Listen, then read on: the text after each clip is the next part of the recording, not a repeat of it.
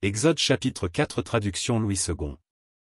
Moïse répondit, et dit, Voici, ils ne me croiront point, et ils n'écouteront point ma voix. Mais ils diront, L'Éternel ne t'est point apparu. L'Éternel lui dit, Qu'y a-t-il dans ta main? Il répondit, Une verge. L'Éternel dit, Jette-la par terre. Il la jeta par terre, et elle devint un serpent. Moïse fuyait devant lui. L'Éternel dit à Moïse, Étends ta main, et saisis-le par la queue. Il étendit la main et le saisit et le serpent redevint une verge dans sa main. C'est là, dit l'Éternel, ce que tu feras, afin qu'ils croient que l'Éternel, le Dieu de leur père, t'est apparu, le Dieu d'Abraham, le Dieu d'Isaac et le Dieu de Jacob. L'Éternel lui dit encore, Mets ta main dans ton sein. Il mit sa main dans son sein, puis il la retira, et voici, sa main était couverte de lèpre, blanche comme la neige. L'Éternel dit, Remets ta main dans ton sein.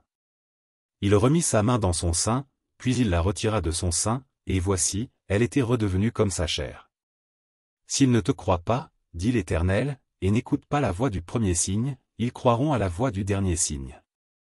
S'ils ne croient pas même à ces deux signes, et n'écoutent pas ta voix, tu prendras de l'eau du fleuve, tu la répandras sur la terre, et l'eau que tu auras prise du fleuve deviendra du sang sur la terre. Moïse dit à l'Éternel, Ah! Seigneur, je ne suis pas un homme qui ait la parole facile, et ce n'est ni d'hier ni d'avant-hier, ni même depuis que tu parles à ton serviteur, car j'ai la bouche et la langue embarrassées. L'Éternel lui dit, Qui a fait la bouche de l'homme?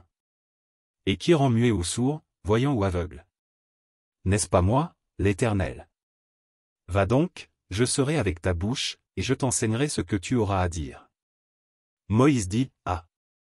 Seigneur, envoie qui tu voudras envoyer. Alors la colère de l'Éternel s'enflamma contre Moïse, et il dit, N'y a-t-il pas ton frère Aaron, le Lévite? Je sais qu'il parlera facilement. Le voici lui-même, qui vient au-devant de toi, et, quand il te verra, il se réjouira dans son cœur.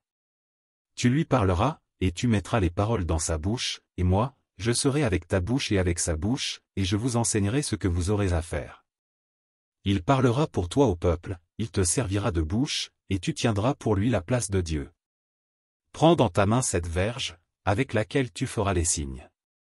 Moïse s'en alla, et de retour auprès de Jéthro, son beau-père, il lui dit, Laisse-moi, je te prie, aller rejoindre mes frères qui sont en Égypte, afin que je voie s'ils sont encore vivants. Jéthro dit à Moïse, Va en paix. L'Éternel dit à Moïse, en Madian, Va, retourne en Égypte, car tous ceux qui en voulaient à ta vie sont morts. Moïse prit sa femme et ses fils, les fit monter sur des ânes, et retourna dans le pays d'Égypte. Il prit dans sa main la verge de Dieu.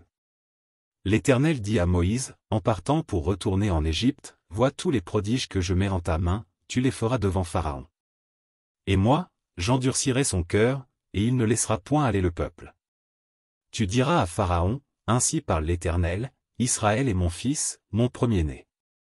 Je te dis, laisse aller mon fils, pour qu'il me serve, si tu refuses de le laisser aller, voici, je ferai périr ton fils, ton premier-né. Pendant le voyage, en un lieu où Moïse passa la nuit, l'Éternel l'attaqua et voulut le faire mourir. Séphora prit une pierre aiguë, coupa le prépuce de son fils, et le jeta aux pieds de Moïse, en disant, Tu es pour moi un époux de sang. Et l'Éternel le laissa. C'est alors qu'elle dit, Époux de sang. À cause de la circoncision. L'Éternel dit à Aaron, Va dans le désert au-devant de Moïse. Aaron partit, il rencontra Moïse à la montagne de Dieu, et il le baisa. Moïse fit connaître à Aaron toutes les paroles de l'Éternel qu'il avait envoyées, et tous les signes qu'il lui avait ordonné de faire. Moïse et Aaron poursuivirent leur chemin, et ils assemblèrent tous les anciens des enfants d'Israël. Aaron rapporta toutes les paroles que l'Éternel avait dites à Moïse, et il exécuta les signes aux yeux du peuple. Et le peuple crut. Ils apprirent que l'Éternel avait visité les enfants d'Israël, qu'il avait vu leur souffrance, et ils s'inclinèrent et se prosternèrent.